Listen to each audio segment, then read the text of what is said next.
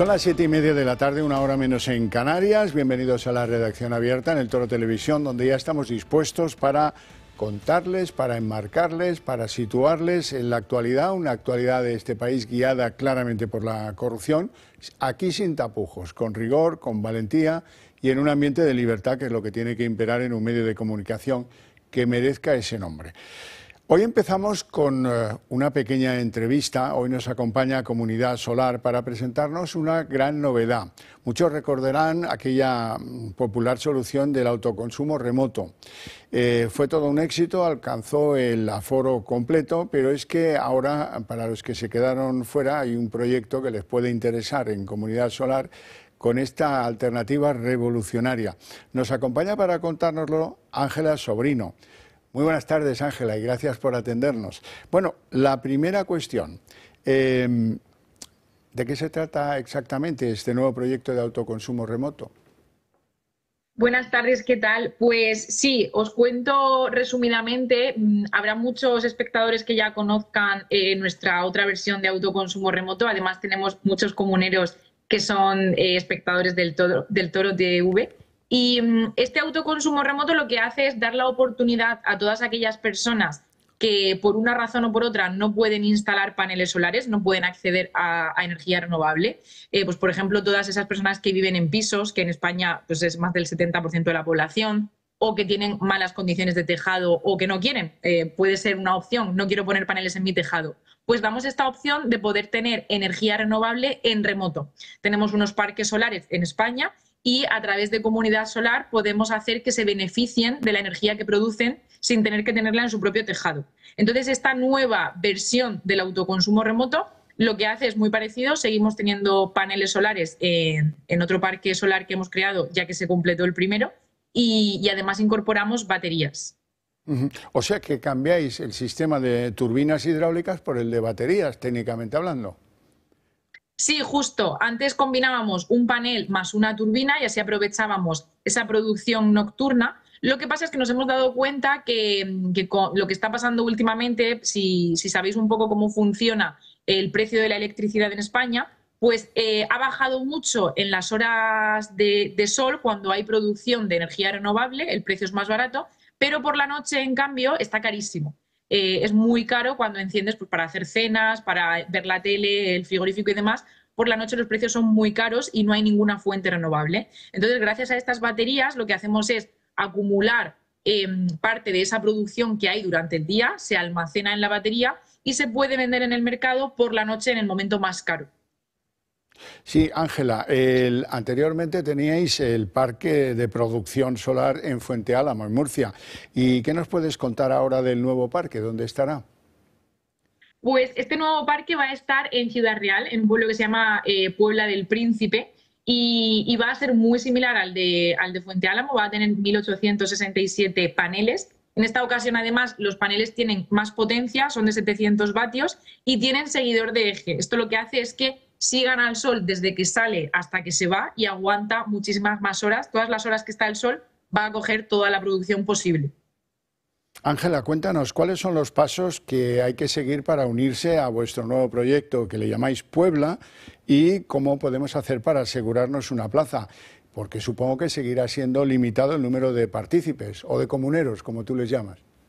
Sí, así es. Es el espacio que hay, son los paneles que hay. Esto es un proyecto que además ahora está construyéndose este parque. Por eso además os aconsejo que miréis ya nuestra web y que nos llaméis al teléfono que veis en pantalla, porque tiene ya una oferta de lanzamiento. Al ser un proyecto sobre plano, está ahora mismo un 20% más barato de lo que estará. Entonces, os animo a que llaméis o os metáis en la web de Comunidad Solar sin ningún compromiso.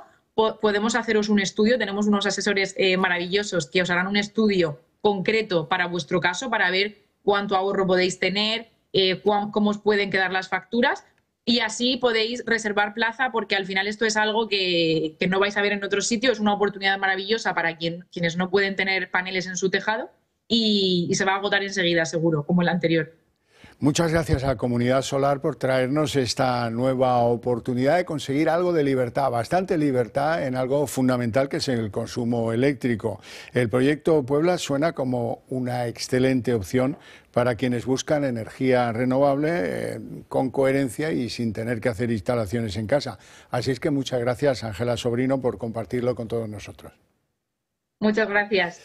Bueno, pues vamos con el recorrido informativo. Me acompaña aquí en este estudio don Luis María Pardo, que es presidente de Justitia Europa. Muy buenas tardes. Buenas tardes, Ocajo. Me quedé impactado el otro día cuando estuvo usted por aquí y le he pedido que vuelva porque sigo impactado con las nuevas informaciones que llegan. En primer lugar, parece que la UCO tiene mucho trabajo, que está, bueno, pues localizando mensajes comprometedores de Aldama con ministros, con altos cargos y tal, que afianzarán su posición en el juzgado, imagino yo, aunque ya pues ni en las encuestas pues aparece un porcentaje de españoles muy alto que no se crea la versión dada al juzgado por Víctor Aldama. Además de eso, es fácil para el que se autoinculpa en el delito con esos pagos a funcionarios, terminar de cuadrar el Excel, por llamarlo de algún modo, de los pagos de Aldama. Hoy sabemos que los pagos de Aldama ascienden a unos 19,5 millones de euros. Y de esos pagos apenas conocemos los nombres. El de Ábalos, 2 millones de euros, y el de Coldo, medio millón de euros. Pero ahí quedan por salir tela marinera y ahora va a ser fácil para los de la UCO pues desentrañar los apodos con los que están reflejados en su, por llamarla de una manera un poco grosera, contabilidad del mal. Bueno, ahora ya ese problema desaparece con la colaboración de Aldama. Bueno, dices bien porque ha sacado hoy, esta mañana, el debate, que está haciendo una labor de investigación verdaderamente encomiable, también esta casa a favor de la libertad, y en la cual aparecen pues un listado, ¿no?, por decir, de los pagos que iba haciendo, ¿no?, de las comisiones, de los gastos, etcétera, y que además el señor Aldama se refirió en su declaración cómo utilizó un símil de una película de niños de hace 30 años, los Goonies, ¿no?, y donde llamaba a uno el granduñón, el otro tal.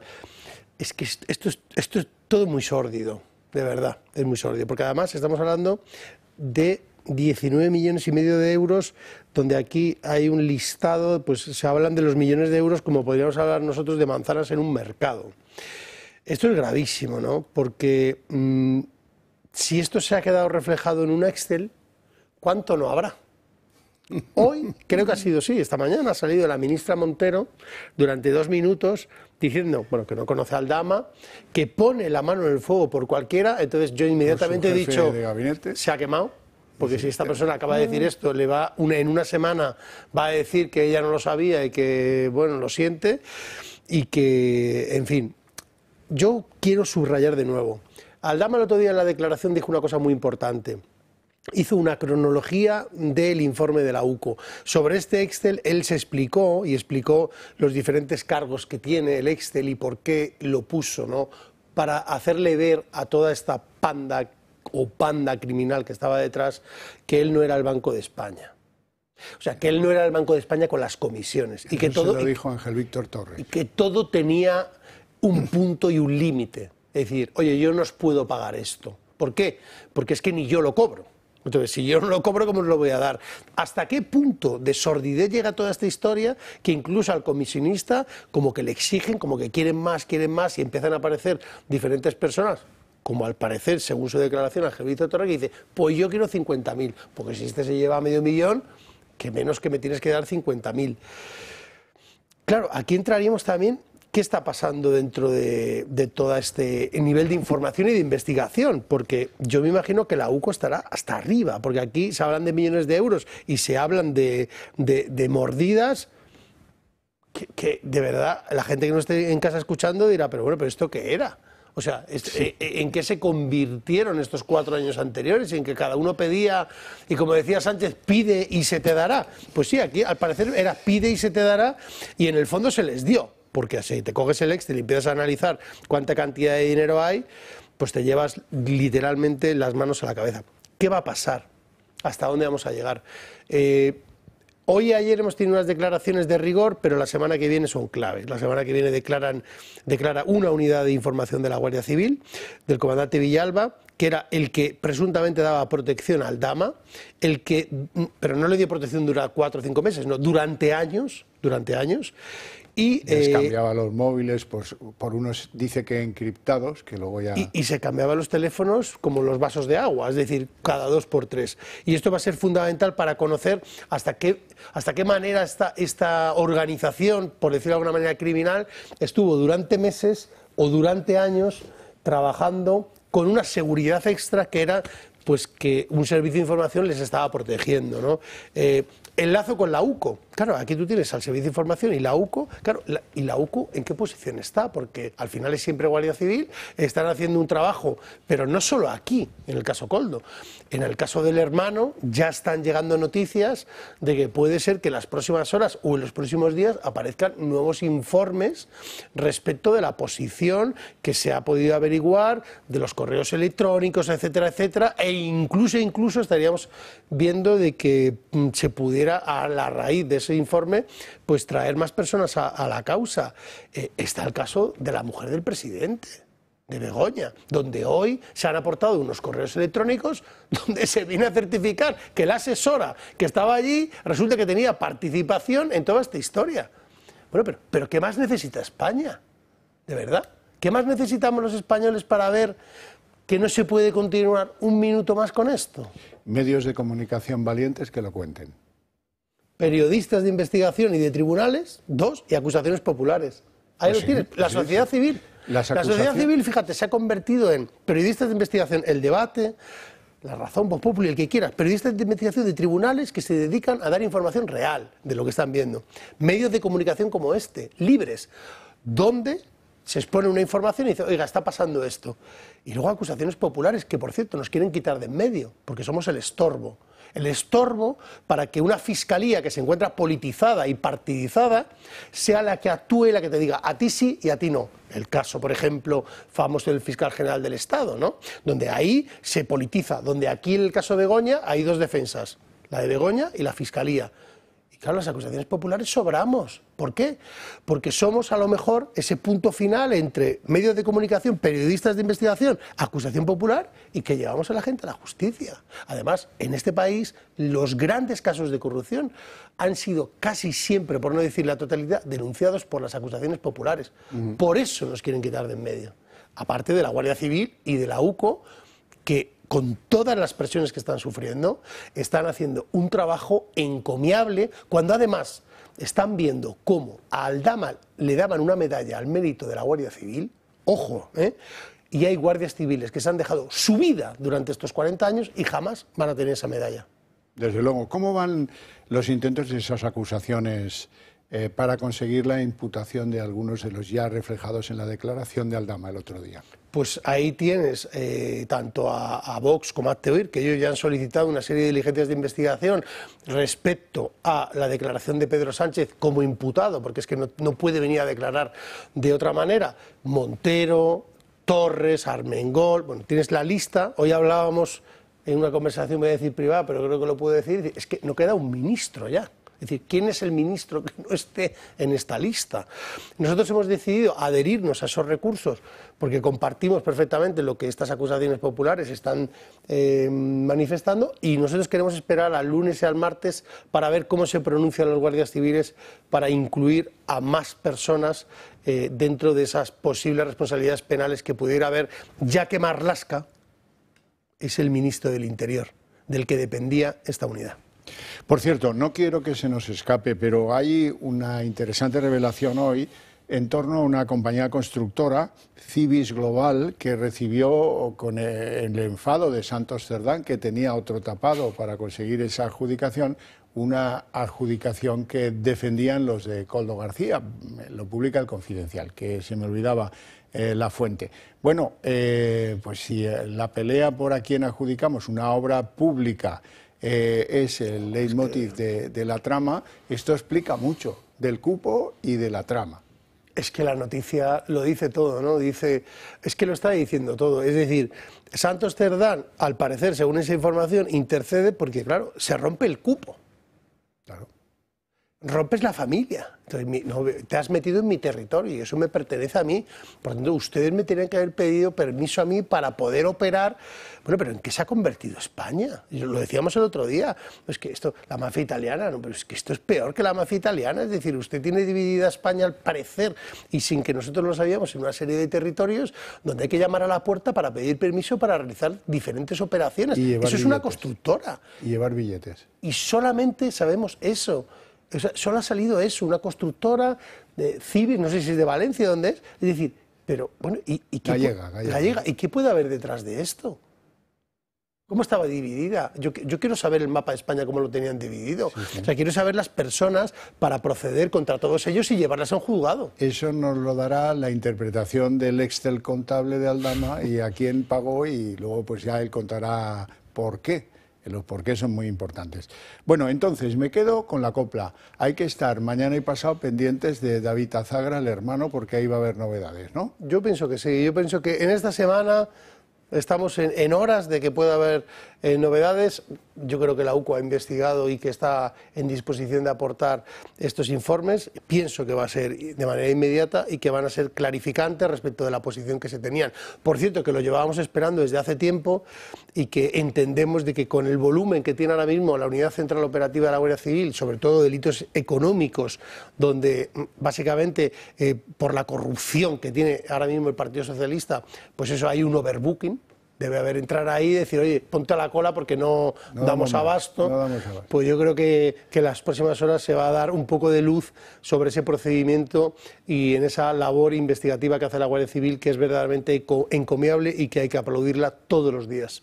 Luis María Pardo, muchísimas gracias por estar aquí con nosotros, presidente de Justicia Europa, y ánimo con los procedimientos. Muchas dependemos gracias. De las acusaciones. Muchas gracias siempre a esta casa por ser un faro de libertad. Bueno. Y nosotros tenemos que recobrar el pulso informativo a nivel internacional. En primer lugar, tienen ustedes que saber que las tropas rusas han lanzado sobre Ucrania una oleada de 188 drones explosivos que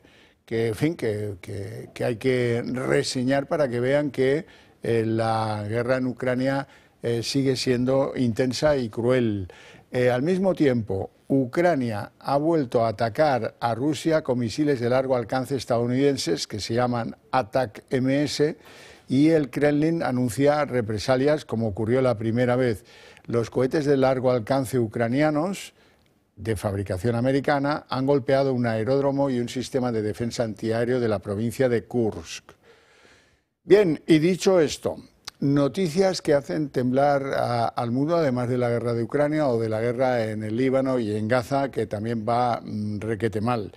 El anuncio de Donald Trump a menos de un mes, a menos de 2 meses de acceder a la Casa Blanca.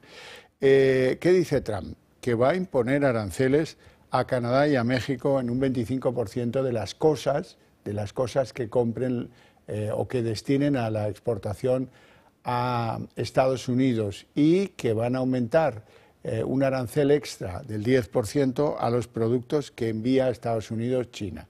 Estos dos correos de Donald Trump son la constatación de algo que anunció en campaña electoral.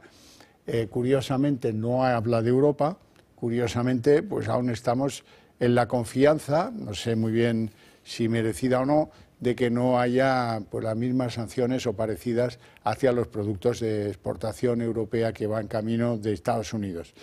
¿Y de Valencia qué? Se preguntarán muchos. Bueno, pues tienen que saber que la visita el otro día de Margarita Robles, la ministra de Defensa, que fue abucharada y de todo por la tardanza en llegar de los militares, con el reconocimiento de las poblaciones afectadas de que su aportación ha sido decisiva y ha sido muy importante, pero que llegó tarde. Y eso se lo reprochaban a la ministra. ¿Qué ha decidido hacer el Ministerio? El Ministerio ha prohibido a la UME ayudar a los vecinos de Paiporta en los garajes después de la tensa visita de Margarita Robles. Así, no nos queréis o no me queréis a mí, confundiendo el culo con las témporas, porque la ministra es otra cosa que las Fuerzas Armadas, a las que les están profundamente agradecidos. Sin embargo, pues mira, ahí tienes que ahora en los garajes se tendrán que espabilar los que todavía tengan sus coches atrapados ahí o los que tengan que limpiarlos de barro, que son muchísimos los que todavía están en esa situación. Bien, y entramos en ese capítulo que a mí me parece obligatorio de valorar el impacto de la droga en la sociedad española. Y la manera de hacerlo es convencerles a todos ustedes de que tenemos que tomar decisiones, hay que endurecer todo esto del tráfico de las mafias de la droga, o si no, se nos van a comer por las patas. Bien, nos vamos a Badajoz. Hoy tenemos imágenes de cómo en un camión frigorífico, aparentemente inocente, se transportaban 240 kilos de cocaína. Ahora lo vais a ver, ahora lo estamos viendo, que es mucha cocaína, ¿eh? 240 kilos, pues es una cantidad importante. Han sido incautados, ha habido alguna detención y esto nos lleva a otra circunstancia, en otro punto, que nada tiene que ver con Extremadura. Nos vamos a San Juan de Espís, una población cercana a Barcelona, del área industrial de Barcelona, donde una operación conjunta de las policías españolas y de la Europol ha detenido a 3 personas en en desmantelamiento de una trama de tráfico de drogas. Eso sí, circunstancia importante. Había, donde han encontrado las drogas, muchísimas armas de unos tipos que se les considera enormemente peligrosos, enormemente peligrosos. Vamos a ver si nos enseñan en estas imágenes las armas que han localizado junto a la droga. Bueno, pues ya os digo yo que había muchísimas armas, porque es lo que cuentan las organizaciones policiales que han intervenido en esta operación. Bueno, y por no salir de Cataluña, hay una información que afecta de forma importante a Cataluña. El considerado cerebro de los atentados de las Ramblas y de los atentados frustrados en la costa de Tarragona, el imán de Ripoll, que adoctrinaba, daba las instrucciones y muchos le han situado en el cerebro de todos estos atentados, terribles atentados, por cierto. Hoy el general Sainz Roldán, el jefe del CNI en ese momento, ha dicho que no era un confidente del CNI, que el imán de Ripoll no tenía nada que ver con el CNI. Sin romper en absoluto el secreto, el señor Esati nunca fue ni colaborador ni informador del Centro Nacional de Inteligencia. Punto. Pues contundente sí es, ¿no? Los yihadistas están ahí, cuidado. Vamos a ver ahora imágenes de la detención de uno de ellos en Ceuta, precisamente en el barrio del Príncipe, que es un barrio conflictivo, como poco de la ciudad autónoma de Ceuta. Era un yihadista que buscaba colaboradores para la causa en redes sociales, adoctrinamiento y material para todo ello, que es esto que se llevan en cajas los agentes que le han detenido en Ceuta. Bueno, pues como ven, tenemos algunos problemas, el yihadismo, tenemos algunos problemas ya muy bajo la epidermis de la sociedad española, como es el tema de la droga, y tenemos otros problemas que nos causa un gobierno que hace las cosas mal, muy mal. Eso que se lo digan a los 45.000 autónomos que recibieron ayudas cuando la pandemia, muchos han dejado la actividad, muchos incluso los hay que han fallecido. Pero no importa, a las familias les van a reclamar las ayudas, porque el decreto que instauraba las ayudas era tan confuso que a muchos de ellos les dio la sensación de que eran pues ayudas pues para no ser devueltas. Ahora les reclaman cantidades que es muy difícil que los autónomos que aún están temblando, económicamente hablando, puedan atender. Durante la pandemia, muchos negocios se vieron obligados a cerrar y el gobierno de Sánchez distribuyó ayudas provisionales a casi 1,5 millones de autónomos sin comprobar si cumplían o no los requisitos y con una regulación muy confusa. Para percibir las ayudas se exigía estar dado de alta en la Seguridad Social y que la actividad estuviese suspendida por la crisis sanitaria. Pues bien, de todos los autónomos que recibieron las ayudas, 45.357 tendrán que devolverlas, aunque hayan cerrado o incluso aunque hayan fallecido. En este caso serán los herederos quienes estén obligados a devolver el importe. Una decisión polémica porque durante todos estos años Hacienda ha cobrado a los autónomos los impuestos correspondientes por haber tenido esos ingresos. Muchos se encuentran ahora con que tienen que devolver un importe por el que ya han tributado. Por lo tanto, desde el Ministerio de Hacienda tendrán que revisar todas las declaraciones para arreglar este desbarajuste. El Tribunal de Cuentas ha criticado esta decisión y tacha de poco claro esta regulación jurídica. Fija en 281.000 los autónomos que recibieron las ayudas sin cumplir las condiciones. Según la institución, al menos 125.000 no estaban dados de alta en la Seguridad Social, mientras que otros 156.000 pidieron la prestación sin haber suspendido su actividad durante la pandemia. Sin embargo, el Gobierno deja a un lado las críticas y mantiene su posición a pesar de la carga financiera adicional que supone para los autónomos y de haber emitido hasta 7 decretos distintos para regular estas ayudas. Y os pido una reflexión. La mejor manera para hacer avanzar vuestras ideas y vuestros valores es echarle una mano a esta cadena de televisión, al Toro TV. ¿Cómo? Pues entrando a formar parte de la familia de amigos del Toro TV, y eso se hace con una simple llamada telefónica al teléfono que aparece ahí en pantalla. En 5 minutos lo tenéis resuelto. Me piden en el club que os informe de que este viernes, sobre todo los que nos escucháis en la región de Murcia, este viernes a las 8:30 de la tarde vamos a producir en Murcia uno de esos debates en libertad con algunos invitados excepcionales. Por ejemplo, José Ángel Antelo, el magistrado Javier Borrego, el periodista Luis del Pino, que lleva las mañanas en Radio Libertad, y el presidente de esta casa, Julio Ariza. Deciros también que el jueves 19 de diciembre a las 8:30 de la tarde celebraremos la cena de Navidad del Club de Amigos y las plazas son limitadas, así es que yo llamaría para reservar, me parece la medida más prudente. Y que sepáis también que hay un número de la Lotería de Navidad, si queréis jugarlo con nosotros, a algún décimo, pues está a disposición aquí en Modesto La Fuente 42, en Madrid, o se puede conseguir, si no vivís en Madrid, se puede conseguir a través de las redes sociales del Club de Amigos. Hay una pestaña para encargar, para recibir y para pagar la lotería navideña, con la esperanza de que nos cambie la vida a todos. Dicho esto, nos vamos a ir a publicidad.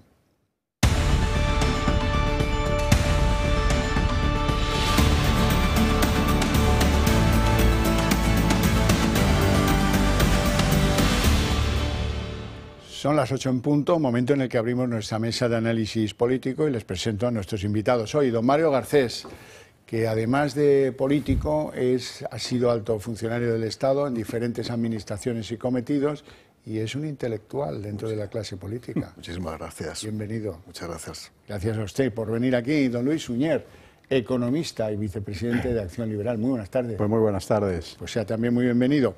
Empezamos porque tenemos mucho tajo hoy. Anotaciones de Aldama, comisionistas a tropel. Todo esto ya ha producido pues, un overbooking en la UCO de investigadores y de tal. Unos desentrañan los mensajes que en sus móviles tenía con ministros, con altos cargos, estos que dicen que no le conocían de nada y se vayan poniendo al baño María. Y luego lo importante, 19,5 millones de euros repartidos para que la cosa funcione. En adjudicaciones públicas, por supuesto, en licencias, en todo tipo de marranadas, porque estaban a todas. Y ahora, claro, como él se autoinculpa, pues los españoles no tenemos otra, hasta los del PSOE algún día, tendrán que creerse las acusaciones de Víctor de Aldama. Moncloa saca el paraguas que la lluvia de pruebas parece haber empezado. Como tantas pruebas quiere, que no se preocupe el señor Sánchez, que va a tener pruebas. Ya lo avisó Víctor de Aldama a su salida de Soto del Real, que iba a demostrar todo lo que había dicho, y parece que de momento lo está cumpliendo. Acaba de entregarle a la Guardia Civil un documento clave para la investigación de los episodios de corrupción vinculados a varios altos cargos del gobierno. En este caso son unas anotaciones de un listado que él mismo habría elaborado sobre el reparto de comisiones. Lo van a ver. En total, Aldama contaba contaba con 19,5 millones de euros destinados a Mordidas. En este documento les destacamos el pago de 2 millones para el exministro José Luis Ábalos, el mismo que decía que nunca había recibido dinero de Víctor de Aldama. Lo que pasa que su nombre directamente no lo van a encontrar. El Gran es el mote que el comisionista usaba para él en sus anotaciones. Así lo aseguró Aldama en sede judicial, que de esta manera es como se refería al ministro Ábalos. Pero no es el único que llama la atención. Koldo García, el asesor de Ábalos, está anotado como Goblins. A él se le apuntan 500.000 euros y al lado de la cifra escribió la palabra casa. La UCO sospecha que es el dinero del chalet de Sotogrande que se alquiló para Ábalos. Hay muchos otros apodos en la lista que aún no sabemos a quién se refiere Aldama, como Volarque, J. Core, Israel, Cristian o Bernardo, que reciben 3 millones de euros, uno 200.000, 100.000 euros y otros 200.000. Víctor de Aldama se ha comprometido a colaborar en todos los procedimientos que tiene abiertos y va por buen camino. Este es otro documento que tiene en su poder el comisionista y que demuestra esa relación con el Ejecutivo de Pedro Sánchez. El logo y sello que aparecen al final del mismo son del Ministerio de Fomento, la denominación que tenía la cartera de Transportes antes de que la asumiera José Luis Ábalos. Un arsenal de pruebas documentales para acreditar su relación con varios miembros del Gobierno, que parece no ha hecho más que empezar. Esto es la bomba de racimo. Don Mario Garcés. Pues yo no sé casi por dónde empezar, ¿no? En primer lugar, estaba claro que había una manta, pero la manta era zamorana, era espesa, y la manta, cuando la ha levantado, la verdad es que ha provocado un verdadero revuelo. Y como decíamos el otro día, aquí es el top manta de la delincuencia, están todos. A diferencia de Bárcenas, que utilizaba el manguito y utilizaba ahí el estilo del bolígrafo para apuntar sus coimas, este utiliza el Excel. La próxima vez que ponga puntos para que veamos realmente son 2.200.000, porque la verdad es que es un poco confuso, ¿no? Y lo que está claro es que esto parece la Casa de Papel, que a todos los delincuentes los han identificado con nombres. Solo falta Tokio, Nairobi, Lisboa, Goblins, el Gran, es decir, es una cosa real, el Golfo Mayor, el Golfo Menor, etc. Es un caso de una extrema gravedad, es una telaraña de corrupción tan hedionda, hay tanto hedor dentro de esta corrupción, que lo cierto y seguro es que yo lo que no entiendo es cómo todavía resisten. Es verdad, porque la resistencia es lo único que les queda, resistir y que pase el tiempo e intentar ganar. El problema es que cuando un asunto de este tipo afecta a todo el tejido administrativo y político, se va pudriendo progresivamente. Y el tiempo no suele ser un analgésico. El tiempo, al contrario, va pudriendo la propia organización, ¿no? A partir de este momento, hombre, yo lo que pediría es que, ya que ha habido autoinculpaciones, ellos están actuando de acuerdo con el código, el manual del buen corrupto. ¿Qué hace el manual del buen corrupto? ¿Cómo funciona en España y en el mundo? Primero, negar que eres un corrupto. Primero, la negación. Luego, decir que el que está declarándote corrupto es un corrupto y es un delincuente.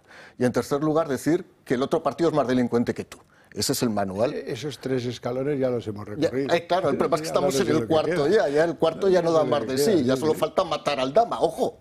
Bueno, 3 tiros le dieron al coche, por lo tanto ya no sé en qué fase estamos. Y un aviso tuvo de un preso que coincidió con él en Soto del Real. ¿No, Luis?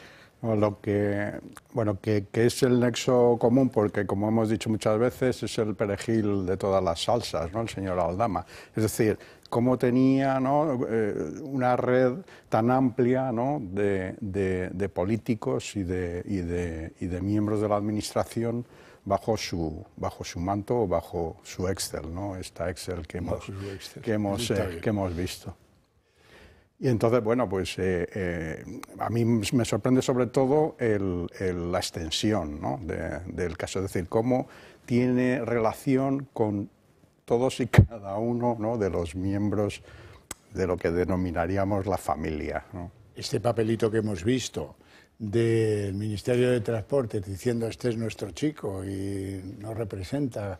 El otro día, ayer, dábamos cuenta de un portafolios que solo se usa en Moncloa, en el que dentro había una carta firmada por un exministro en la que se decía, sí, considérenle un embajador del Gobierno de España en la República Bolivariana de Venezuela. Por cierto, Mario, yo nunca me quedo algo que no es mío. Tú contaste el otro día en un programa de esta casa el origen de la expresión tirar de la manta. Y te ruego que lo vuelvas a hacer para que todo el mundo lo conozca. Sí, es una expresión... La cultura no debe estar reñida con el periodismo. No. Y además, como esta es una historia de mantas, de manta zamorana y de manta navarra, el origen de la expresión tirar de la manta procede de Navarra. Y es que en la Catedral de Tudela, en una de las capillas, a partir del siglo XVI, lucía una manta con el nombre de los judíos conversos, con lo cual se identificaba a aquellos judíos que se habían convertido al cristianismo en un momento en que los cristianos comenzaban también a tener cierta rivalidad con el judío converso. Y era una manera de identificar a los judíos, y aquí, pues para tirar de la manta, tiraban de la manta y se veían los nombres. Sí, sí. No sé si llegará a la Catedral de Tudela o no, pero me parece que la sobradita de María Jesús Montero, la número 2 del gobierno, pues a lo mejor se tiene que arrepentir de alguna cosa, porque hoy comparecía en la comisión investigadora y dice que ella pone la mano en el fuego por su jefe de gabinete. En eso se ha entretenido bien poco. Jefe de gabinete, recordarán que fue acusado por Aldama de haber cobrado 25.000 por aliviar unos embargos que tenía la agencia tributaria. Una cosa de poco, debe pensar la señora, la gran aplaudidora de Pedro Sánchez. Y claro, ella no ha dejado después ni medio segundo para arremeter de nuevo contra Ayuso porque mintió con lo de su novio, porque bueno, toda la matraca que ya nos conocemos en memoria. Arropada por los suyos, María Jesús Montero niega que conociera a Víctor de Aldama. ¿Usted conocía al señor Aldama? No, nunca, jamás me he reunido con el señor Aldama, ni presencialmente, ni por videoconferencia. Pone la mano en el fuego sobre su jefe de gabinete. Carlos Moreno es un magnífico servidor público, es una persona sobre la que tengo absoluta confianza. Pongo la mano en el fuego. Y también sobre su compañero Santos Cerdán. Ambos, según Aldama, habrían cobrado de la trama 25.000 y 15.000 euros de manera respectiva. En la comisión del caso Koldo que se desarrolla en el Senado, la de Hacienda ha contestado siguiendo la estrategia del PSOE, aunque afirma, eso sí, que conocía al exasesor de Ábalos, Koldo García, y que su número 2 se reunió con él en más de una ocasión. Yo lo había visto. Conocer es quizás una expresión mucho más profunda. Creo que es un hombre que llama la atención por su corpulencia. Sobre el director de gabinete de un ministerio como el de Hacienda, pues evidentemente todo el mundo, insisto, tiene el teléfono. En paralelo, el juez del caso Koldo ha tomado declaración como imputada a la secretaria de Víctor de Aldama en la Audiencia Nacional y causa, junto con la de los hidrocarburos, en la que el Partido Socialista ha pedido personarse. Según Anticorrupción, Piedad Losada, que lleva más de una década trabajando con el empresario Aldama, le habría ayudado a ocultar sus bienes en Portugal. En su declaración ha negado cualquier cobro de comisiones e incluso ha admitido que lleva sin cobrar desde el mes de enero, desde que se dio de baja por incapacidad. Koldo García sigue insistiendo en que ni él ni nadie de los señalados por Aldama ha cobrado un solo euro de la trama. Pero lo cierto es que sobre el tema de los cupos, una adjudicación a una constructora de Galicia provocó en su día el enfado del secretario de Organización de los Socialistas. Santos Cerdán controlaba las adjudicaciones correspondientes al País Vasco y habría recibido los 15.000 euros en un sobre en mano como disculpa al haber irrumpido con la adjudicación gallega en terreno ajeno. Paramos un momentito sobre esto de la constructora gallega. Se llama Cibis Global.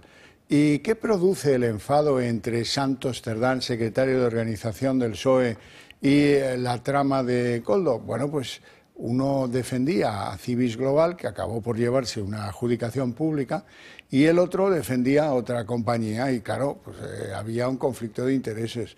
Un conflicto de intereses que revela, pues aunque las disputas también son un signo de cómo estaba organizada la trama de corruptelas a propósito de adjudicaciones públicas. No, que esta es mía, no, que yo le he propuesto antes a este. El tuyo se lo ha llevado, pero le correspondía al mío. Ese parece ser el diálogo de la trama, ¿no? Bueno, eso es una práctica muy extendida, desgraciadamente, en la administración española y en los entornos corruptos de la administración española. Y es que haya una especie de reparto territorial por empresas, para lo cual suele haber un comisionista y para lo cual suele haber unos pliegos de cláusulas de los contratos donde se determinan determinados criterios de valoración que no son objetivos, que son subjetivos con el objetivo de atender las adjudicaciones de contratos. Yo cuento una anécdota. En la época que fui subsecretario impuse que todos los criterios fueran objetivos, que se fuera solo a precio. De esa manera no hay corrupción. el más barato se llevaba la obra, salvo que hubiera una baja temeraria. ¿Qué han hecho estos? Han vuelto otra vez a incluir criterios subjetivos, para que lo entienda todo el mundo. Además de valorar la oferta económica y comprobar cuál es el precio más bajo, hay un porcentaje dentro de los criterios de valoración que puede ser hasta el 40 o el 50% de criterios subjetivos. Y sobre esa base, el clásico corrupto llama y dice, oye, por favor, puntúa más en tal tramo de valoración subjetiva con el objetivo de adjudicar a tal empresa. Eso lo vimos con el Príncipe de Benasque, con el gran amigo y socio y protector de la familia Sánchez Gómez. Socialistas en la nieve, sí. Barrabés, que fueron los criterios subjetivos los que desembocaron en unas 10,5 millones de euros de concesiones públicas de Red.es que se llevó Barrabés casi sin mover, sin pestañear. Bueno, yo no voy a entrar, bueno, porque desconozco todo el proceso administrativo de una concesión de un contrato público, entonces casi me voy a centrar en las declaraciones de la ministra de Hacienda, ¿no? Esa señora que pone la mano en el fuego por su segundo, ¿no? Y al final es una de las personas que, digamos, que en su apariencia de groupie, ¿no? Aplaudiendo sistemáticamente al jefe, ¿no? Lo único que hace es ir, digamos, ejecutando aquellas acciones o que el jefe quiere que se hagan. Y además las va ocultando permanentemente todas y cada una de las cuestiones. Es que María Jesús es como San Lorenzo la parrilla. Sí. Ha puesto la mano por todo el mundo. Puso la mano por todos los miembros del gobierno de la Junta de Andalucía. Ya está quemada. La otra mano. La otra mano, le falta otra mano por quemar. Oye, yo le pediría a María Jesús Montero que fuera más prudente. De contención, ¿no? Porque que se contenga un poco porque va a acabar incinerada. Y es que el problema es que cuando hay tanto pirómano en tu partido que incendia los bosques, tú estás cerca o dentro. Y puedes salir corriendo o no puedes salir corriendo. Pero en un momento determinado te quemas obligatoriamente. Pero cuando además te manifiestas con esa vehemencia, ¿no? Lo que pierdes es credibilidad. Bueno, ella tiene un histórico, efectivamente, en Andalucía, donde ya ha perdido cualquier credibilidad. Pero además siempre, digamos, trata de manifestarse con mucha vehemencia. Y solo le falta mover las manitas, ¿no? Como una ministra que hubo de Igualdad, ¿no? Es decir, para intentar convencer, ¿no?, al que está delante, ¿no?, de que lo que dices es verdad. Sí, como con las, ¿qué eran? Juanolas. Las Juanolas. Es un espectáculo impagable en la vida política española. Nos llevará mucho tiempo. Desaparecerá esta señora y aún nos acordaremos de las Juanolas, ¿eh? Mira, si tú tienes una Juanola, en fin. Bueno, a mí lo que me llama ahí mucho la atención es que en esta época difícil que le toca vivir a Pedro Sánchez, se vaya al Congreso de la UGT en Barcelona, estaba en territorio afín, sí, desde luego, pero hombre, un pronunciamiento como el que ha hecho Sánchez en ese foro, se lo vamos a reprochar muchos años a Pedro Sánchez, porque todos lo tendremos en la hemeroteca dispuestos a activarlo, así que nos dé oportunidad. Dice que va a terminar la legislatura, los 3 años, chupado, y lo que venga, porque aquí estoy yo, que os aseguro que estoy orgulloso de tal, y por supuesto, todo lo que sale de corrupción son bulos y mentiras de la derecha. A mí cuando me dicen, aguanta Pedro, ánimo, yo lo agradezco mucho, de verdad, de corazón. Pero os digo una cosa.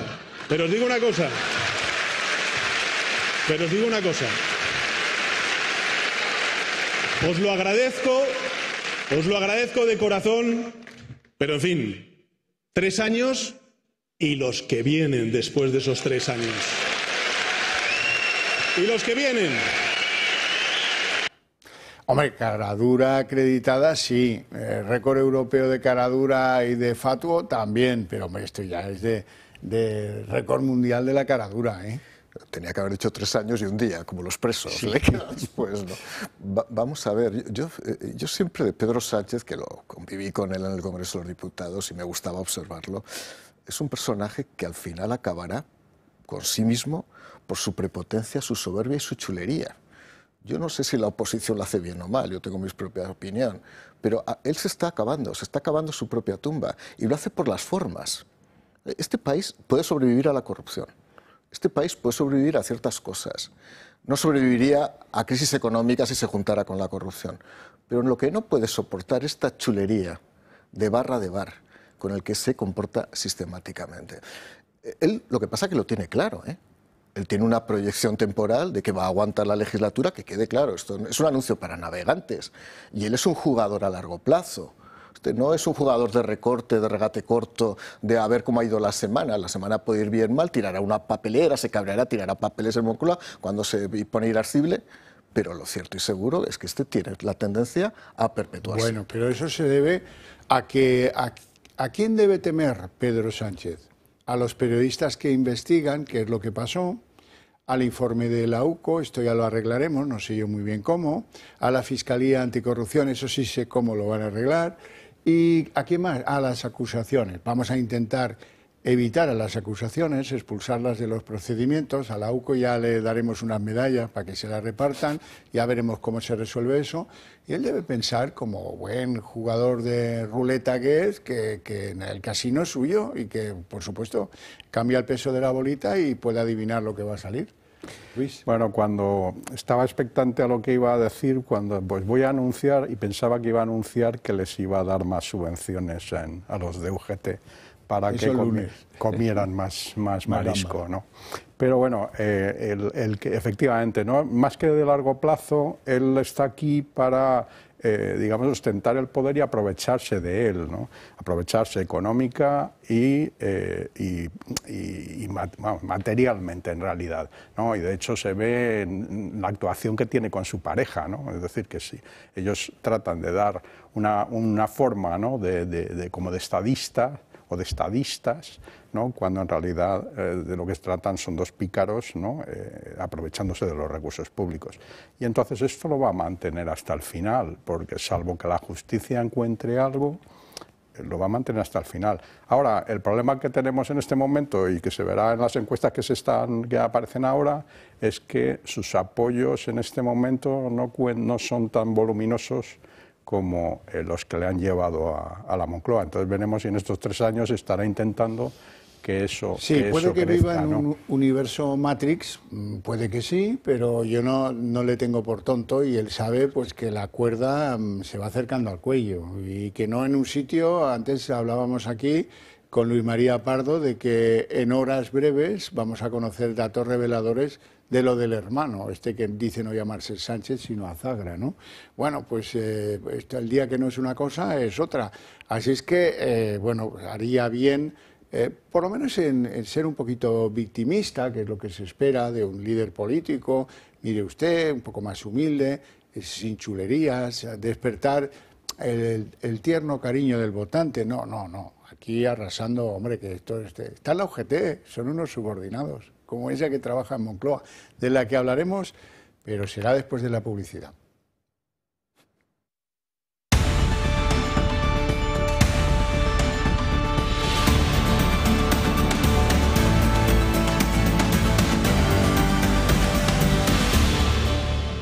Érase una vez un lobito bueno al que maltrataban todos los corderos. Esta es la historia de Juan Lobato. Después de las peripecias, de irse al notario para que no se vea que yo también incurrí en lo mismo, que ahora se le reprocha al fiscal general del Estado. Yo también exhibí en la Asamblea de Madrid un documento que no podía tener, el ex técnico de la agencia tributaria. Algo de eso parece que intuía y aseguraba, oye, ¿esto de dónde sale? Y le dijeron, de los medios. No comprobó nada, se fue con el papeluco, y luego, meses y meses después, tantos como 6 meses después, se va al notario corriendo, como si eso le fuera a servir de algo. Ahora los que se comen al lobito bueno son los de su propio partido en Madrid, que le piden que haga una moción de confianza, que ha traicionado al partido, que no merece estar ahí, y que, bueno, parece que su futuro en política está bastante acotado. No sé si serán 2 o 3 telediarios, si dejarán que pase el Congreso de Sevilla, el federal, que tiene lugar este fin de semana, o si será la semana que viene, pero Lobato ya puede ir aligerando de sus pertenencias personales el despacho de secretario general del PSOE en Madrid, porque le tienen más ojeriza que, en fin, que Aldama. Linchamiento claro a Juan Lobato por parte de los suyos. Estoy preocupado con digamos, la reacción / linchamiento que ha habido por parte de algunos dirigentes de mi partido, que sinceramente no la entiendo. Los socialistas no entienden que un compañero vaya al notario a mostrar mensajes con otros, pero Lobato tampoco ve nada malo si no hay nada que esconder. Si lo que se me dijo esa mañana, cuando se me mandó la documentación, era verdad, yo no veo cuál es el problema en acreditar el origen lícito de esa documentación, que eran los medios de comunicación, según se me dijo. ¿Qué problema hay? El viernes comienza el 41 Congreso Federal del PSOE y justo ese día Lobato tiene que ir a declarar como testigo al Supremo sobre la filtración de los correos del abogado del novio de Ayuso. Lo que quieren desde el partido es que el líder socialista madrileño dimita antes de ese día, pero si no lo ha hecho hoy, no saben si lo hará. Juan Lobato, solo y en la cuerda floja, abandonado por los suyos. Calma, por favor, dejemos que los procedimientos judiciales avancen. Se demostrará que donde no hay nada, no hay nada, y donde hay delitos confesados por el propio autor, se condenarán. Creo que Juan Lobato tiene que dar explicaciones a la militancia. Se tiene que volver a ganar la confianza de la militancia esa que le hizo ser hoy el secretario general de todos los socialistas madrileños. Y de los más duros con él, el delegado del Gobierno en Madrid, Francisco Martín. El señor Lobato, yo creo que corresponde el que dé las explicaciones pertinentes. Creo que es grave el caer o el provocar las distracciones respecto a lo fundamental, que es esa declaración de ese señor particular que declarará, porque es el que realmente está implicado en este asunto, y todo lo demás son distracciones. Que la organización está por encima de cualquiera de las personas de las que formamos parte de la misma. Juan Lobato se aferra al cargo y los del PSOE quieren que lo suelte. Y el bruto de Santos Cerdán que dice, no, si dice que hay linchamientos tiene que dar nombres, que si no, no le creemos. Bueno, añadido a esto, y creo que tiene bastante razón, Alfonso Serrano dice que Lobato en su actuación pudo haber sido culpable de cometer un delito de encubrimiento, puesto que él conoció un hecho delictivo y su obligación, y conocido es por ser técnico de Hacienda, pues tenía que haber sido irse a un juzgado. Y digo, oiga, mire, este papel yo no lo tengo por qué tener. Más o menos lo que hizo, pero con un notario que no le comprometía en nada. Vamos a escuchar a Alfonso Serrano. Es evidente que el Partido Socialista y el Gobierno funcionan como una auténtica mafia. El señor Lobato cometió un presunto delito, por lo menos de encubrimiento, porque el documento que él exhibe en la Asamblea de Madrid es el original, no es ninguna copia facilitada por ningún medio de comunicación. Esa copia que él exhibe es el intacto, el que obraba en poder de la Fiscalía General del Estado. Y por lo tanto, si le ha llegado al señor Lobato es porque tiene el origen en la Fiscalía y le llega, según hemos sabido, a través del Palacio de la Moncloa. Pues el camino es que llega a Moncloa y de la Moncloa a Lobato, que no hay que olvidarse a la Moncloa, que está en el urdimiento general de todo esto.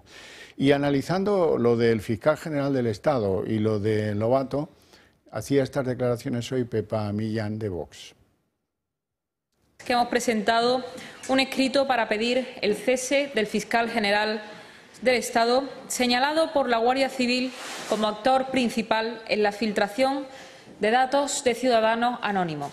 Bueno, las declaraciones del señor Lobato lo que vienen a reafirmar es lo que ya sabíamos, es que el Partido Socialista se comporta como una auténtica mafia, porque lleva a cabo prácticas mafiosas.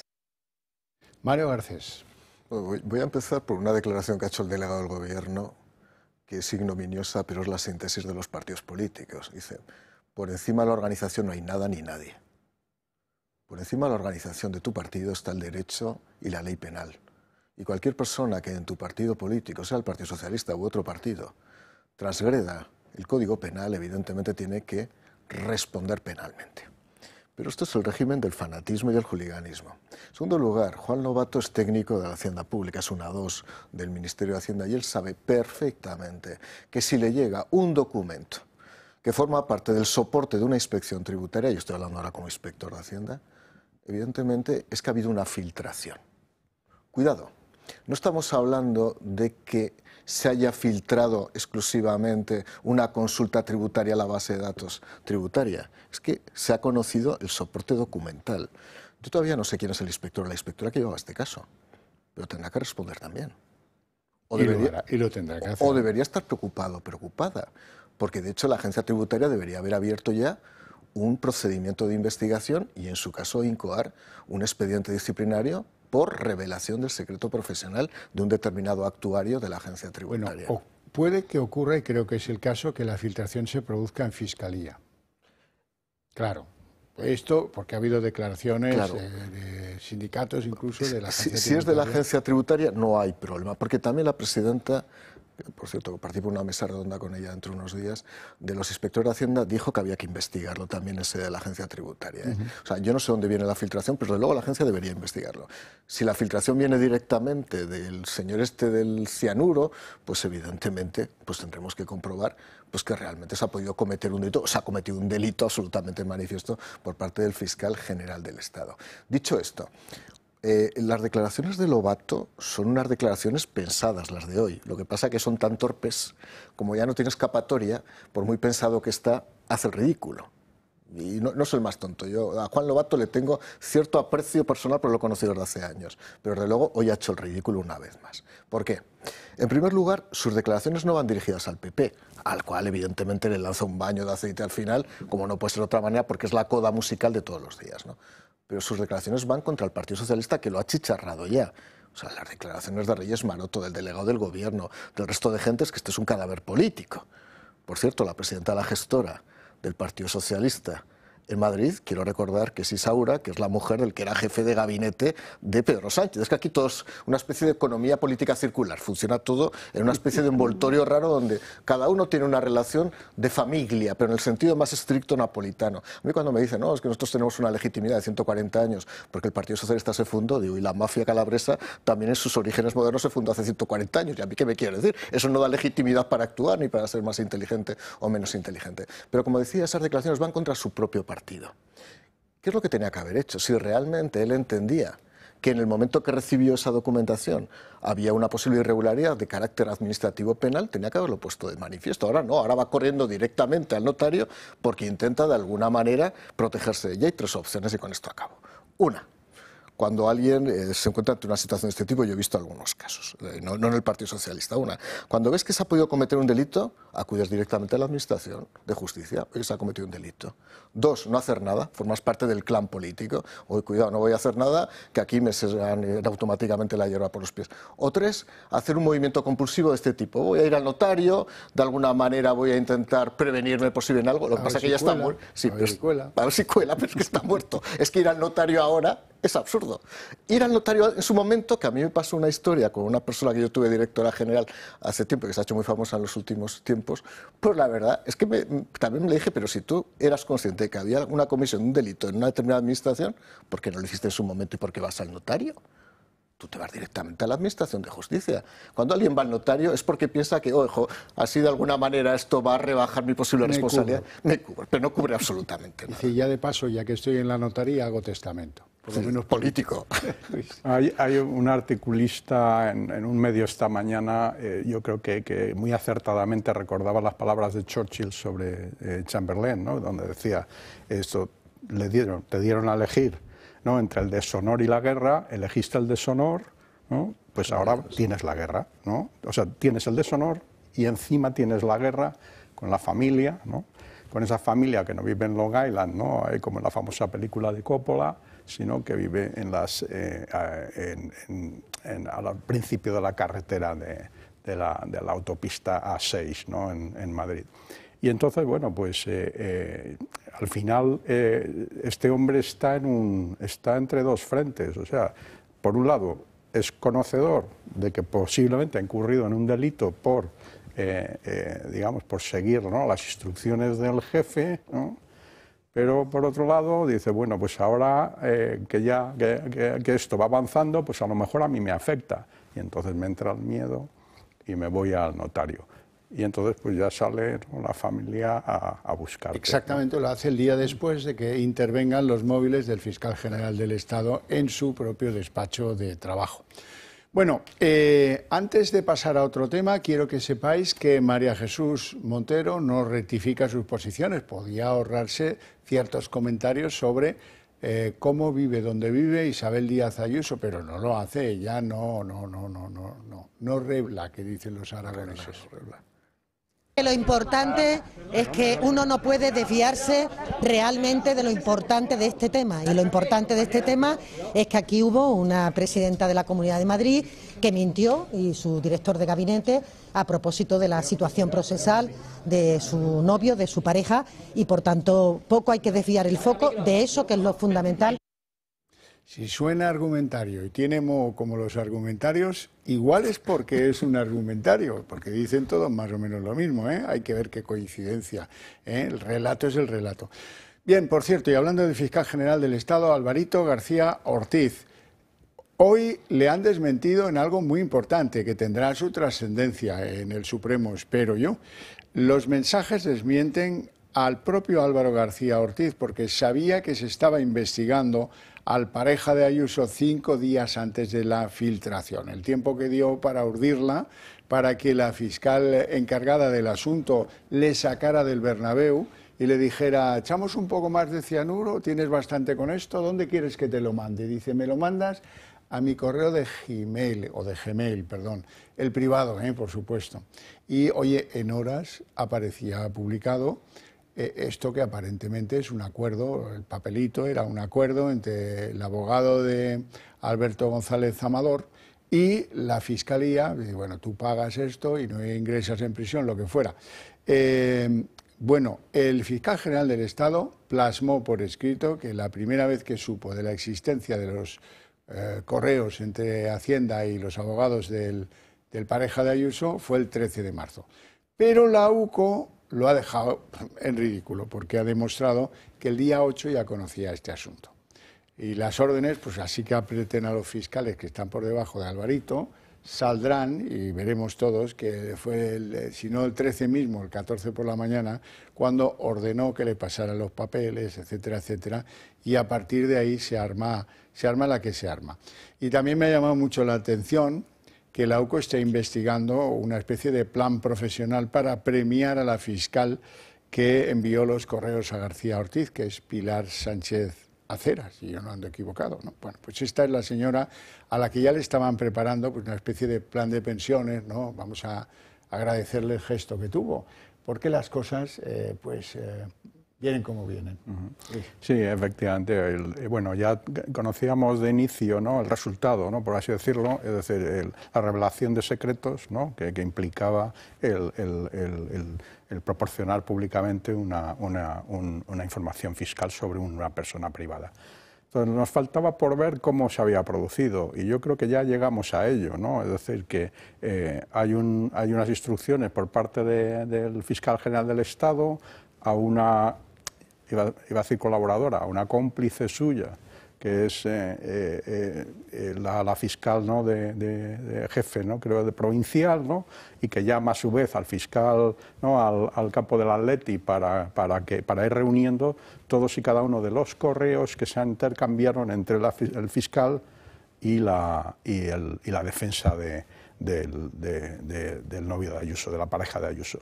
Entonces, yo creo que ya tenemos por lo menos a las dos figuras, ¿no?, que son las que han urdido todo y ellos en unas horas, ¿no?, se va viendo, ¿no?, la secuencia de mensajes entre ellos para recoger toda la información. Con algunos comentarios no menores. Sí. Es que lo necesitamos cobrar esta pieza, ¿no? Ahora, la cuestión está en que yo no creo que sea el fiscal general del Estado, en su inteligencia, ¿no?, el que, inicie toda esta operativa, sino que recibe unas instrucciones para iniciarla y culminarla. Posiblemente. Bueno, la verdad es que el fiscal general del Estado parece cicuta y la otra parece, no lo sé, la calabaza, ¿no? Es una cosa que me causa una vergüenza ajena extraordinaria, quizá ya es que me he hecho mayor, es leer determinados mensajes y pensar que los están escribiendo fiscales y pensar que ese es un diálogo entre un fiscal general del Estado y una fiscal. Me parece gravísimo. El nivel de idiocia, de estupidez, de infantilismo al que se está llegando es de tal calibre por parte de todos, ¿eh? Yo he visto mensajes en política que a mí se me caía la cara de vergüenza, de secretarios generales de partidos. Se me cae la cara de vergüenza. Y el radicalismo ideológico. Y el radicalismo ideológico. O sea, huele todo, pero todo el mundo, ¿eh? O sea, hay un nivel de infantilismo narcisista además, que de verdad que deberían volver al colegio, para que alguien les enseñara por lo menos un poco de prudencia y un poco de sentido común, ¿no? En segundo lugar, me hace gracia porque efectivamente el argumentario se repite. Lo importante es lo importante. ¿Pero qué es lo importante? Derribar a Ayuso. Exactamente, el importante es derribar a Ayuso. Eso es lo importante. Porque aquí vamos a ser racionales, vamos a estudiar esto de manera racional. Un contribuyente aparentemente ha cometido unas irregularidades administrativas e incluso pueden tener repercusión penal y está siendo objeto de una inspección. Por supuesto, si se demuestra, que responda. Y yo he sido el primero que ha dicho que, desde luego, si este señor ha cometido determinadas irregularidades, deberá responder como cualquiera, como respondió el rey de España y como tiene que responder cualquiera. Y en eso yo soy un inspector de Hacienda y creo, además, nunca he creído ni en las amnistías fiscales que hizo mi propio partido ni en otras cosas. Me parecen lamentables. A partir de ahí, el hecho de que un particular pueda cometer un delito fiscal, que es un delito contra la hacienda pública, que generalmente es un reconocimiento de parte para la reducción de la sanción y de las posibles consecuencias derivadas del acta de inspección, no empece a que se hayan producido unas irregularidades muy graves, porque provienen del fiscal general del Estado. Una cosa es una irregularidad penal de un particular de que tendrá que responder, y ya dije además en este programa que creo que la reacción de Isabel Díaz Ayuso no fue la mejor en aquel momento porque salió de una manera muy brusca, y yo creo que ahí había que poner un cortaaguas de lo público y de lo privado, y sin embargo, si un fiscal general del Estado está utilizando los instrumentos posibles para intentar hacer una contribución política a la acción del gobierno de Pedro Sánchez con el objetivo de destrozar a Isabel Díaz Ayuso, ¿dónde está lo grave? Yo no voy a entrar se podrían hacer todo tipo aquí de equivalencias y de comparaciones, pero a mí personalmente me parece más grave utilizar los instrumentos del Estado, claves como puede ser la agencia tributaria, pero sobre todo la Fiscalía General del Estado, a que un particular cometa un delito, que responderá si lo ha cometido realmente. Sí, sí, está todo bastante claro. Bueno, ¿cómo es eso que cantan por ahí del chogüí, chogüí, vean qué corrupción tenemos por aquí? Bueno, llegamos al capítulo Begoña Gómez, que yo no sé quién la asesora, pero a lo mejor sería bueno que tomase un abogado de oficio, que a lo mejor le tocaba a alguno mejor. Pero esta señora, pues, en su, digamos que, inocencia, si es que alguno la llega a descubrir, ha enviado al juzgado pruebas en su contra que demuestran que tenía una secretaria que pagábamos todos con cargo de directora general en Moncloa y que era su antigua secretaria en un negocio en el que estuvo, un negocio bastante polémico, por cierto, de hacer encuestas callejeras en una sociedad que se llamaba Inmark. Bueno, pues a esa se la llevó Pedro a la Moncloa y le asignaron el papel de, bueno, de hacer de amanuense y de secretaria de reclamación de cantidades a esta señora Cristina Álvarez se llama. No se olviden de ese nombre porque cuando empiece a pedir empleo, pues alguno tiene que saber quién es Cristina Álvarez, ¿no? No sea acaso que, en fin. Vamos con Begoña Gómez. Nuevos emails aportados por la defensa de Begoña Gómez acreditan que dispuso de la asesora a sueldo de Moncloa para sus negocios personales. Todo ello ha sido desvelado en un intento de la mujer del presidente de querer dar por zanjado el caso que investiga el juez Peinado. Lo que pretendía demostrar en este caso su defensa, Antonio Camacho, es que la esposa del presidente tan solo firmó el pliego de prescripciones técnicas del software que desarrolló para su máster de la Complutense, aunque acredita, eso sí, que el ente educativo le informó de todas las directrices que debía seguir para la creación del programa del que después se iba a adueñar. No obstante, la asesora de Moncloa, Cristina Álvarez, figura entre los destinatarios de todos los mensajes aportados por el abogado, lo que deja ahora la puerta abierta a otra línea más de investigación para el juez. Camacho, no obstante, ha pedido al magistrado que interrogue a todos los cargos que figuran en los correos, salvo a Cristina Álvarez. Sobre el software, la estrategia de los encausados es que ya no existe, pero a veces revela que el mismo programa ya funcionaba en el año 2022 y que se encontraba en fase de finalización. Begoña Gómez no ha sido puesta en el punto de mira solo por sus negocios, sino que también ha aparecido la semana pasada en boca del comisionista Víctor de Aldama. Ambos, junto a la ministra Rivera, habrían mantenido varios encuentros en Moncloa para impulsar proyectos de la España vaciada. Todos ellos contaban con una subvención del gobierno y el que amadrinaba precisamente la mujer de Sánchez fue favorecido con 1,7 millones de euros. Bueno, ahora ya no tenemos duda de que era su empleada de lujo a cargo del contribuyente y con rango de directora general del Ministerio de la Presidencia. Digo esto porque supongo que alguien le pedirá cuentas a Félix Bolaños, que al fin y al cabo es el ministro de la Presidencia y el que pagaba el sueldo de la camarada Cristina Álvarez. Mario Garcés. Un director general que en Moncloa cobra del orden de 100.000 euros, para que todo el mundo lo tenga presente, más las prerrogativas propias del cargo, ¿no? Y han traspasado todos los límites, pero es que yo creo que ya... El problema es que los que se están viendo no naturalicemos esto, no somaticemos esto, no pensemos que como todos los días estamos descubriendo una cosa, ya forma parte del paisaje habitual y ya nos hemos acostumbrado, es un hábito, ¿no? Esto es gravísimo. Es decir, primero, el clientelismo familiar, pero de la camorra napolitana. Oye, coloco a mi amiga, si has trabajado con mi, has sido compañera, vas a valer también para otra cosa, etcétera. Va a cantar en la ópera de Palermo, sí. Carmen. Palermo. Sí, sí. Padrino, gracias. Pero a partir de eso, efectivamente. Pero a partir de ahí, además de colocar a la familia, cosa que hacen muchos partidos políticos, colocar a la familia, es una especie de organización que hay de lo mío, mi sobrino, mi amante, la compañera que tuve en su momento, esto es habitual, es una cosa que la verdad me parece inconcebible. Es que una vez que están dentro, siguen actuando por cuenta de la persona que lo colocó. Es decir, en este caso, si Begoña Gómez ha traído a alguien a la Moncloa, oye, acuérdate que me debes un favor, que estás cobrando 100.000 euros si tienes un coche oficial con un chofer y además tendrás seguramente algún consejo de administración de alguna empresa pública, no sabe por qué experiencia profesional también, porque aquí se dan los consejos de administración como se dan en la administración pública, oye, acuérdate que me tienes que hacer un favor. Ex cátedra. Sobre todo ex cátedra, es deus ex machina. Entonces, ¿qué ocurre? Que son tan torpes que son capaces de autoincriminarse enviando documentación al juez en la que queda claro que ha habido una tercera persona que ha trabajado directamente al servicio de Begoña para un negocio privado de Begoña. Lo de suyo sería en cualquier país civilizado, normal, es que esa señora presentase su dimisión, ahora mismo la cesarán inmediatamente. Pero claro, aquí dirán los socialistas el famoso lema de 140 años, lo importante es lo importante. Y esto no es lo importante es que todos sigamos aquí y sigamos comiendo de la misma tarta. Sí, como diría la ministra Montero, no desviemos el foco de lo que a nosotros nos importa. Efectivamente, hay dos vertientes, una nueva, ¿no?, que es la aparición de estas, o sea, de estos correos electrónicos que demuestran, ¿no?, que una señora que se la ha contratado como directora general dependiendo del Ministerio de Presidencia, ¿no?, pues se dedica a hacer de secretaria y lo que haga falta, chica los recados de la señora Begoña Gómez.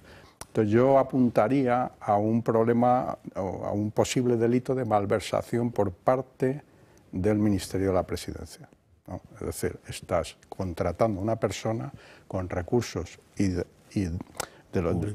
proceden de los impuestos de los españoles para que sea la chica de los recados de Begoña. Entonces, para mí, esa es la novedad en este caso, ¿no? El resto ya vamos conociendo, ¿no?, todas las actividades de Begoña Gómez. Entonces, esto yo creo que incluye una nueva... Pero no sufran, vamos avanzando. No sé cuándo, pero nos libraremos de ellos. España es un país genial. Hay españoles geniales. Les voy a poner un ejemplo. Los policías que rinden servicio en el entorno del Palacio de la Moncloa y con los personajes que habitan aquello, denuncian que sus condiciones laborales pues son muy duras. Es un castigo trabajar aquí, dicen los policías que están en Moncloa. Y dicen que, hombre, que aquí las cosas es muy complicado. Por ejemplo, han aumentado la vigilancia del parking. ¿Por qué hay un cachondo? Y ahí viene la maravillosa escena digna de una película de Berlanga, de un tío que lanzaba centollos al parking del complejo de Moncloa. Lo cual es una genialidad. ¿Qué quieres que te diga? Bueno, yo he trabajado 4 años ahí. Entonces, vamos a ver, en primer lugar, ¿por qué el Palacio, por qué la presidencia del gobierno se estableció después de la muerte de Franco en la Moncloa? Precisamente para evitar que la gente se acercara en concentraciones y en manifestaciones, porque el primer lugar que se pensó era el cuartel general del Ejército en Cibeles, justo enfrente del verdadero Banco de España, no el de la Casa de Papel, que eso es el Ministerio de Fomento del otro. Eso ahí está. En segundo lugar, yo he estado trabajando ahí 4 años, cuando yo estaba en Semillas, en el gabinete del presidente Aznar, ¿no? Lo más que yo vi, y lo que sigo viendo, es que alguien acampe a 50 metros a la entrada donde bajan los coches, al acceso principal donde está el aparcamiento de los funcionarios. porque eso no voy a revelar evidentemente cuáles son las estructuras internas, pues evidentemente es una cuestión secreto de Estado, pero que alguien haya tirado un centollo no es una cuestión de peligro. O sea, más peligroso sería que hubiera de pronto 10.000 personas con pancartas diciendo hay que acabar con esto, que la gente es como es, la gente no va a Moncloa, entre otras cosas porque está lejos y entre otras cosas porque además hay, ya digo, unos cortafuegos de seguridad que son importantes. Yo no sé si las condiciones que viven ahora son peores o mejores que cuando yo estuve hace 20 años, no lo sé. Lo que sí sé es que había guardias civiles y policías extraordinarios, desarrollando un trabajo magnífico. Ahora, que un centollo se haya convertido en un problema de Estado con lo que está cayendo, pues es curioso. Pero a ese hombre no vamos a ponerle en peligro, pero habría que darle un premio, humorístico por lo menos. Yo estoy de acuerdo con don Mario en que efectivamente es un recinto muy complicado para que haya una acumulación de personas. Entonces, por eso no hay ninguna manifestación. Lo más que puedes hacer es tirar por la valla algún que otro centollo, alguna que otra gama. Y no era sindicalista. Hay que darle un premio. No, se lo hubiera comido si fuera sindicalista, eso está claro. No tenemos tiempo para más, tenemos que dejarlo aquí, con mi agradecimiento a estos dos señores por su presencia en el programa y por sus opiniones sobre todo, y a ustedes por su interés desde sus hogares, pero para ustedes tengo premio. A la vuelta de publicidad, el día en 30 minutos.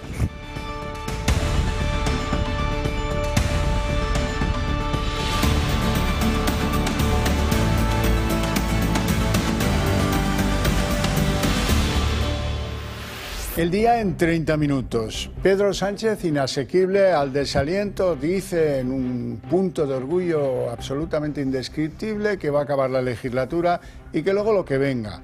No parece tomar conciencia de que se le estrecha el lazo alrededor del cuello a él y a su gobierno. No parece tener en cuenta que se está investigando 19,5 millones de euros de pagos de Aldama en comisiones ilegales a buena parte de su administración.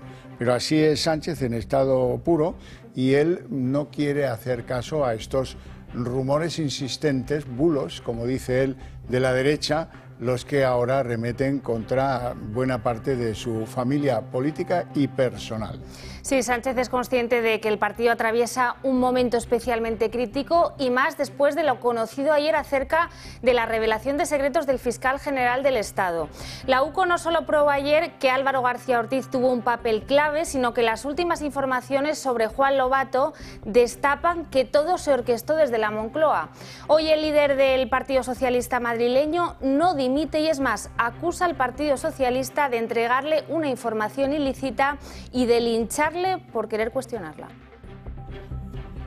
Linchamiento claro a Juan Lobato por parte de los suyos. Estoy preocupado con digamos, la reacción / linchamiento que ha habido por parte de algunos dirigentes de mi partido, que sinceramente no la entiendo. Los socialistas no entienden que un compañero vaya al notario a mostrar mensajes con otros, pero Lobato tampoco ve nada malo si no hay nada que esconder. Si lo que se me dijo esa mañana, cuando se me mandó la documentación, era verdad, yo no veo cuál es el problema en acreditar el origen lícito de esa documentación, que eran los medios de comunicación, según se me dijo. ¿Qué problema hay? El viernes comienza el 41 Congreso Federal del PSOE y justo ese día Lobato tiene que ir a declarar como testigo al Supremo sobre la filtración de los correos del abogado del novio de Ayuso. Lo que quieren desde el partido es que el líder socialista madrileño dimita antes de ese día, pero si no lo ha hecho hoy, no saben si lo hará. Juan Lobato, solo y en la cuerda floja, abandonado por los suyos. Calma, por favor, dejemos que los procedimientos judiciales avancen. Se demostrará que donde no hay nada, no hay nada, y donde hay delitos confesados por el propio autor, se condenarán. Creo que Juan Lobato tiene que dar explicaciones a la militancia. Se tiene que volver a ganar la confianza de la militancia esa que le hizo ser hoy el secretario general de todos los socialistas madrileños. Y de los más duros con él, el delegado del Gobierno en Madrid, Francisco Martín. El señor Lobato, yo creo que corresponde el que dé las explicaciones pertinentes. Creo que es grave el caer o el provocar las distracciones respecto a lo fundamental, que es esa declaración de ese señor particular que declarará, porque es el que realmente está implicado en este asunto, y todo lo demás son distracciones. que la organización está por encima de cualquiera de las personas de las que formamos parte de la misma. Juan Lobato se aferra al cargo y los del PSOE quieren que lo suelte. La cacería contra Juan Lobato sí permite ver dos frentes. Por un lado, los socialistas madrileños que llevan pues la presión y que le exigen todo esto que acaban de ver. Y por otro lado, los socialistas nacionales, el PSOE de la calle Ferraz. Estos aparentan neutralidad en el proceso y hoy Santos Cerdán le decía a Juan Lobato que si hay una cacería lo que tiene que hacer es dar los nombres, como si no fuera claro quién está al frente de la cacería y qué es lo que dicen cada día de eso. Además, dice Santos Cerdán que no piensan hacer nada para impedir que Lobato acuda al Congreso Federal de Sevilla. El señor Lobato denuncia un linchamiento. Pues tendrá que decir de parte de quién. Habría que anunciar linchamientos, que diga quién es, por favor. Dice que va a acudir al Congreso este fin de semana como secretario general. ¿Ferraz puede hacer algo o va a hacer algo para impedirlo? Es el secretario general del PSM, es lógico que vaya al Congreso el próximo sábado. Nosotros no vamos a hacer nada. ¿Debería dimitir? Yo creo que es una responsabilidad del Partido Socialista de Madrid. Nosotros como dirección federal no vamos a entrar. Y desde el Partido Popular y Vox, muy críticos hoy con la actuación del Partido Socialista con Juan Lobato, que creen que actúa como una mafia y que aquel que intenta ir en contra de las prácticas ilícitas es visto como un traidor. Desde Vox piden hoy una vez más el cese del fiscal general del Estado. Y en cuanto parece que un dirigente no quiere participar en el delito que marca Moncloa, entonces se le enseña la puerta de salida, como han hecho con el señor Lobato. No participar de los delitos es considerado una traición por parte de los dirigentes del Partido Socialista.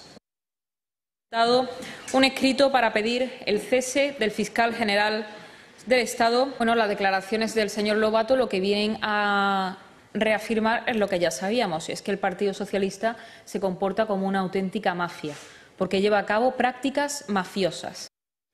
María Jesús Montero, la número 2 del PSOE, insiste en que ella no conoció nunca a Aldama, ni en persona ni por videoconferencia, y que pone la mano en el fuego por su jefe de gabinete, aunque no se moja ya en que pudo haber reuniones de algunos de los que trabajan con ella en el Ministerio con el comisionista Aldama.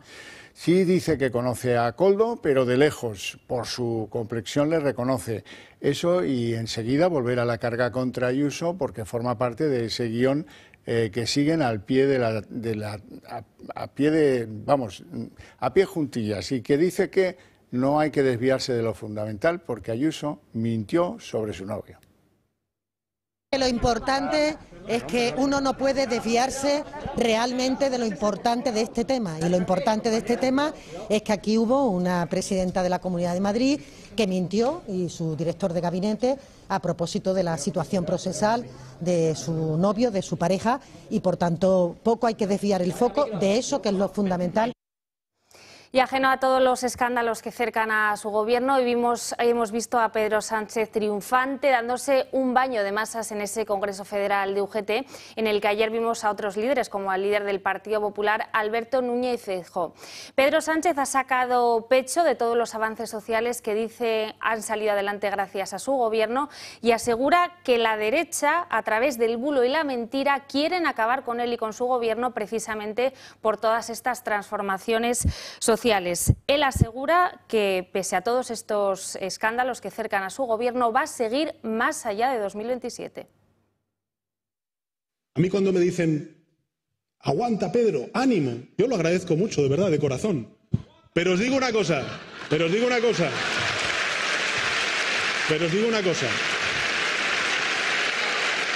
os lo agradezco de corazón, pero en fin, 3 años... y los que vienen después de esos 3 años.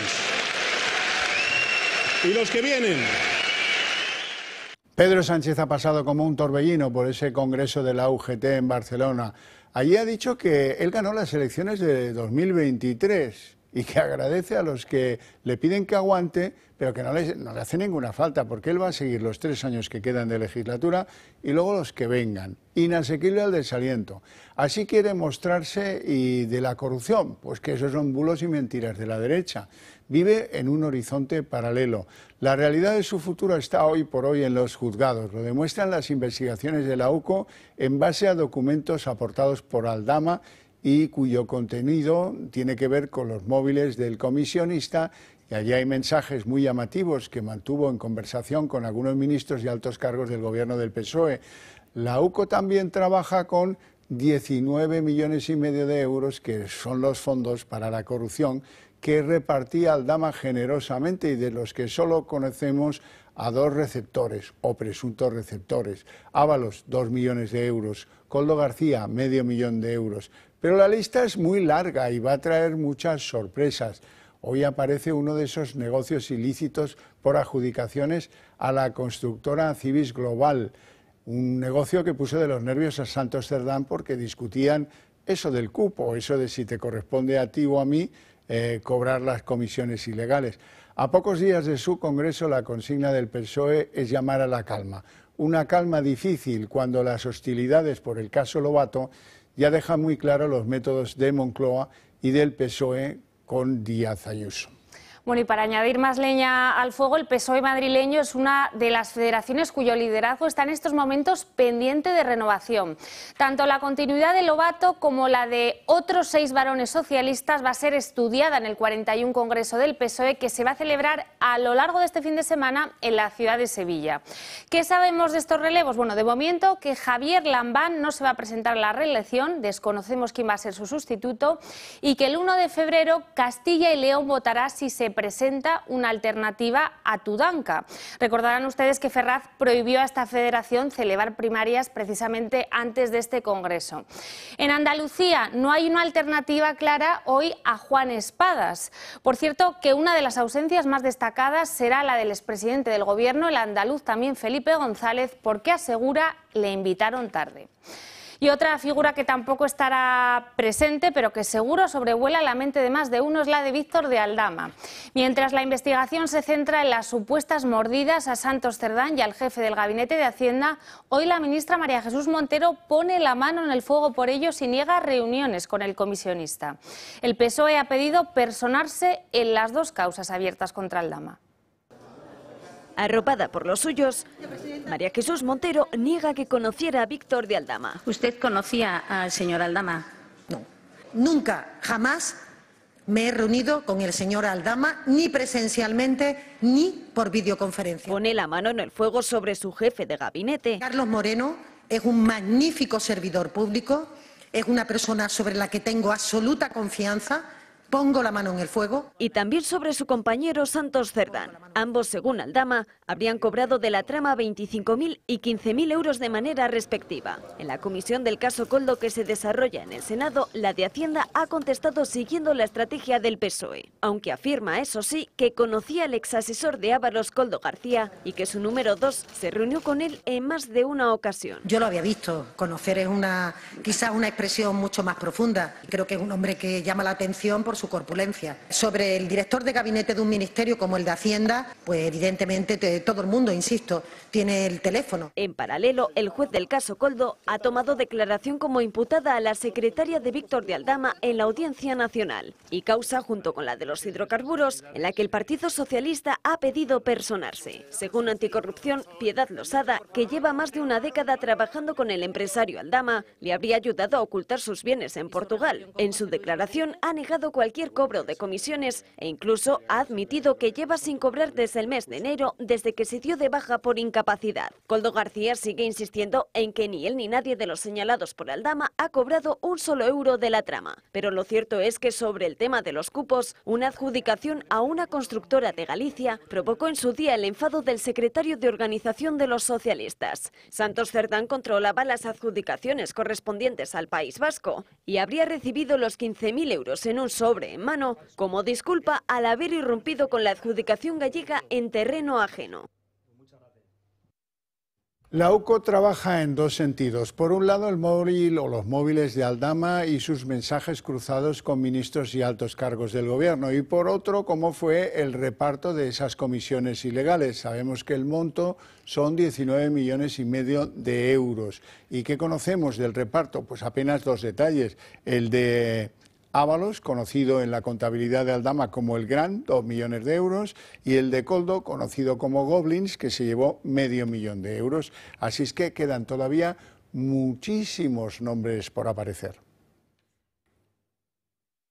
Moncloa saca el paraguas que la lluvia de pruebas parece haber empezado. Acaba de entregarle a la Guardia Civil un documento clave para la investigación de los episodios de corrupción vinculados a varios altos cargos del gobierno. En este caso son unas anotaciones de un listado que él mismo habría elaborado sobre el reparto de comisiones. Lo van a ver.